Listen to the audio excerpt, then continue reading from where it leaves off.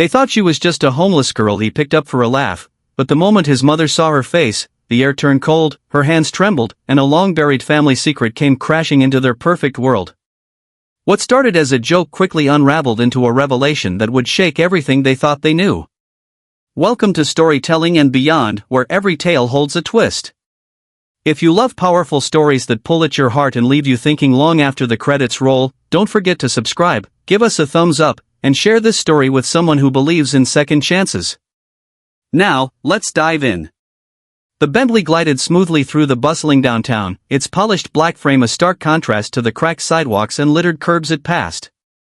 Inside, Chase Whitmore reclined in the driver's seat, sunglasses perched on his nose, designer jacket draped carelessly across his shoulders. Everything about him screamed wealth.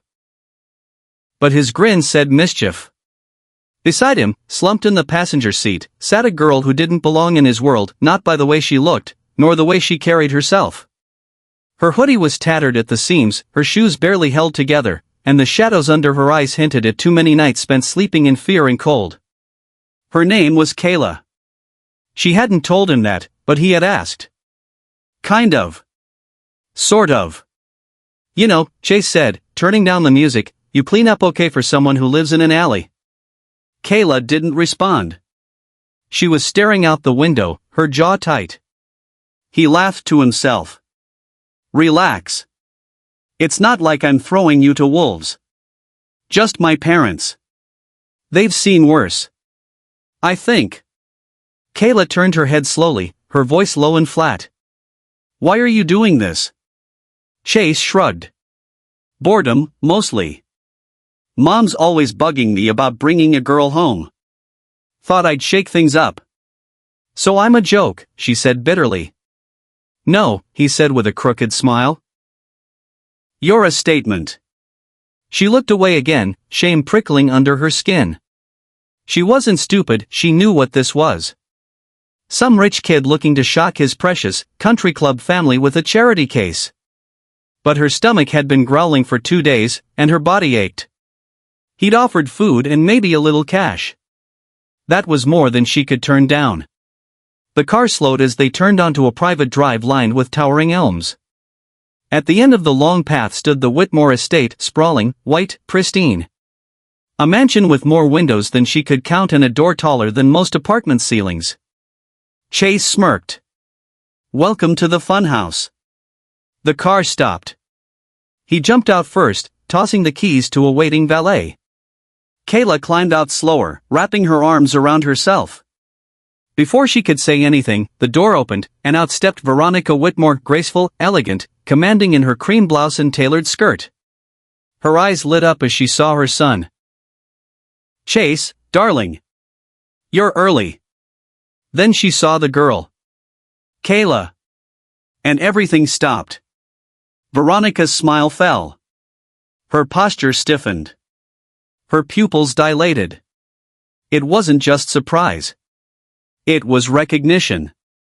Chase opened his mouth to speak, but Veronica's voice cut in, low and shaky. What's your name? Kayla blinked. Kayla. Veronica's hand went to her mouth. Her face turned pale. Kayla, what's your mother's name? Kayla frowned. She died. Long time ago. Veronica took a step closer. Her name? Elise. Elise Carter. Veronica staggered back a step, her hand clinging to the pillar beside the door. Her breath came sharp and fast. Chase looked between them, confused. Mom? Veronica's eyes never left Kayla. Her voice was barely a whisper. She was my sister. The marble foyer of the Whitmore estate was deathly quiet. The grand chandelier above sparkled in silent judgment as Veronica backed away slowly, her hand trembling at her mouth. Kayla stood frozen just inside the doorway, her battered sneakers touching the edge of a priceless Persian rug, completely out of place in the sea of polished surfaces and designer furnishings. Chase looked between them, his smirk gone. Wait, what? Veronica didn't answer him.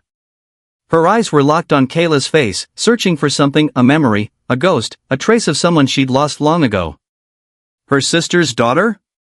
That couldn't be. That couldn't be true. Elise had vanished from the family nearly 2 decades ago, walked out during a bitter fight, and never came back. The letters had stopped. The calls had ceased. She was gone, just gone.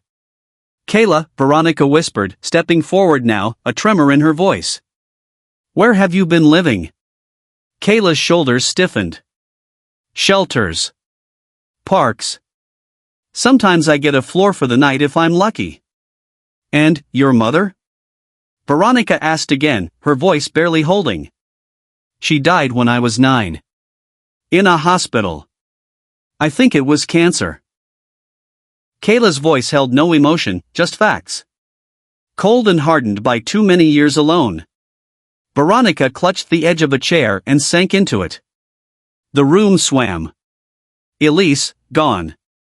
And this girl, her daughter, standing here in her house, dragged in by her own son as a prank? Chase broke the silence. Okay, can someone please explain what the hell is going on? Veronica lifted her head slowly and looked at him with eyes filled with sorrow. She's your cousin. What? His voice cracked with disbelief. No. That's not possible. I had a sister, Veronica said, each word tight with pain. Your Aunt Elise. We were close, once. Until we weren't. We had a terrible falling out after your grandfather passed. She left. She refused any of the inheritance, said she wanted nothing from this life. She never told me anything about you, Kayla said quietly. She never said she had a sister. She wouldn't have, Veronica murmured. She was proud. Stubborn. Just like our father. Chase ran his hand down his face. The prank he thought would earn laughs over dinner was unraveling into something deeply uncomfortable. Okay, well, maybe we should, I don't know, sit down and. Let her eat, Veronica said abruptly, standing. She's hungry. Kayla's eyes narrowed. I didn't come here for pity. I came because your son made me an offer of food in exchange for playing his twisted joke. Veronica turned sharply toward Chase. Is that true? He shrugged weakly. It was a joke. I didn't know who she was. You humiliated her, Veronica snapped. You mocked someone in need. You used a girl who lost her mother, who lost my sister, for entertainment? Chase's face burned red. He'd never seen his mother this angry before. Not even close. Veronica turned back to Kayla, her tone softening. You're not a joke, sweetheart. You are family. And if Elise is truly gone, then you belong here, with me. Kayla blinked. The words didn't register at first. Belong? Here? No, she said quickly, her voice thick. I don't belong anywhere. Yes, you do, Veronica said, stepping closer. I don't know what happened to Elise or how you ended up on the streets, but I'm going to find out. And in the meantime, you'll eat. You'll sleep in a real bed. And no one, especially not my son, will treat you like you're less than. Kayla felt her guard cracking, just a little. Her fists were still clenched, but her eyes were glassy now. I don't trust rich people, she whispered. They smile when they want something, then slam doors when they've had enough. Veronica reached out slowly, like approaching a wounded animal. Then don't trust me. Not yet. Just, let me give you warmth tonight. A meal. A door that stays open. Chase watched the exchange in stunned silence. This was not how the evening was supposed to go. Not how anything was supposed to go. Kayla nodded once, sharply, like a soldier giving reluctant permission. Veronica took a breath of relief. I'll have dinner prepared, she said. Come. Both of you. Chase hesitated as his mother walked away with the girl he'd dragged in as a joke, now the cousin he never knew he had. Everything felt upside down. And for the first time in his life, Chase Whitmore realized he wasn't the center of the room anymore. The next morning brought an eerie stillness to the Whitmore estate. Sunlight streamed through tall windows, casting long golden lines across the marble floors. Kayla sat at the edge of the bed in her late mother's old room, dressed in borrowed clothes that didn't quite fit but were warm and clean. She clutched a photo she had found on the corkboard, a faded image of her mother and Veronica as teenagers, arms wrapped around each other, laughing without a care in the world. A quiet knock broke the silence.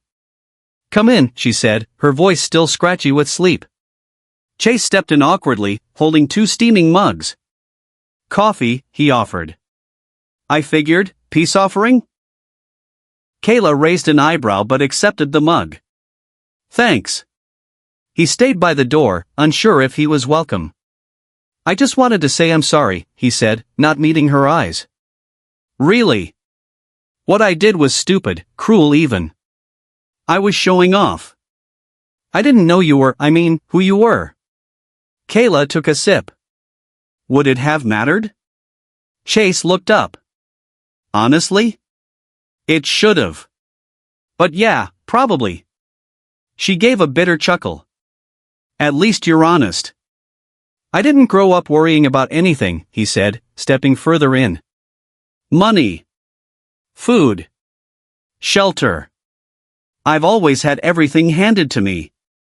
And I guess, that made me kind of a jerk." "Kind of?" Kayla teased. He gave a small smile. "Yeah, okay. A big one." They fell into a brief, unexpected silence. Then he added, "You're the first person who's ever looked around this place and not acted impressed." Kayla shrugged. "It's just stuff. Fancy stuff, sure. But it doesn't make a home." Chase nodded slowly. "You really slept in bus stations?" She glanced at him. "You really never carried your own backpack until you were 12? He laughed under his breath. "Touché." A beat passed. Then, more seriously, he asked, "Do you think you'll stay?" Kayla stared at the photograph in her hands again. "I don't know. Your mom seems kind, but I've learned not to trust comfort. It disappears fast." "Not if she has anything to do with it," Chase said. "My mom's intense, but she's real." Kayla didn't respond, but the grip on her coffee mug softened. Later that day, Veronica called them both into her study. The room was lined with leather-bound books and smelled faintly of old paper and perfume. She stood behind her mahogany desk, hands clasped, looking more solemn than usual. "I had my assistant dig into some documents this morning," she began. "Elisa's death certificate, Kayla's birth records, and something else." Kayla tensed. "I found this," Veronica said, holding out a sealed envelope yellowed by time. "It was meant for me. Your mother wrote it 3 months before she passed but never mailed it.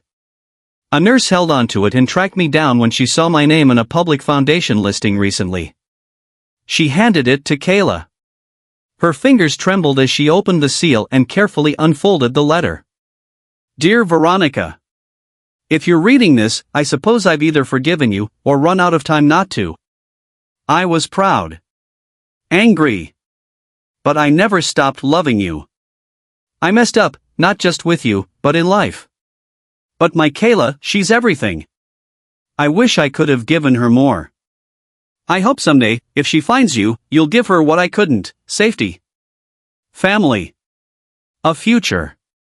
Love always. Elise." Kayla read the letter twice, then held it against her chest, her shoulders shaking. Veronica blinked rapidly, brushing away a tear. "She wanted you to be here. She just didn't know how to ask." Chase looked between them, heart heavy. Kayla finally whispered, "She always said she had no one." "I thought that meant the world had forgotten us." Veronica walked over, placing a hand gently on her niece's back. "No, sweetheart. The world didn't forget you. It just took too long to find you." And in that quiet room, surrounded by memories, grief, and the fragile threads of a mending past, something shifted. Not quite trust, not yet love, but something real. Something beginning. That evening, the Whitmore household felt different, not quieter, but warmer. The staff moved more gently, as if aware something fragile was taking root in their midst. Veronica had personally prepared a small dinner, not the usual lavish feast, but a simple roast chicken, mashed potatoes, and warm bread rolls. Comfort food. The kind a mother might make if she knew her daughter had never really had a home-cooked meal.